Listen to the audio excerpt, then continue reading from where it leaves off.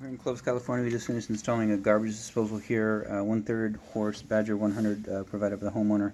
Then, of course, they provided a new line cord as well, so we got that tied in. We've been out here before and worked on this. That's our telescoping waste kit and our tubular P-trap.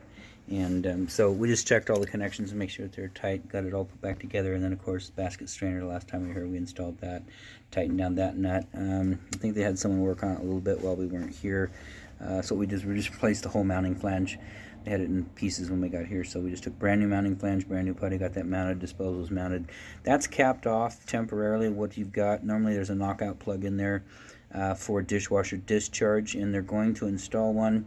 And usually what happens if it's not knocked out, then they come back, tie it in, and then it backs up and they don't know what's going on. So they asked us to knock the plug out, put this portion of a rubber hose on there with putty filled, and that should keep the water from coming out. It's not the preferred method, but that was the request of the homeowner.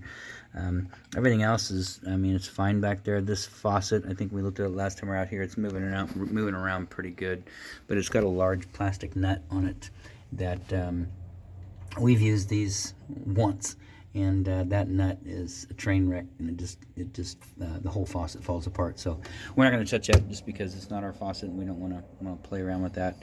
If you want to do a new faucet installation, you could wait, until this one either completely falls out of the hole, which we've seen them do, or you're doing a remodel, or when you're selling your home. So anyways, outside of that, this installation is done.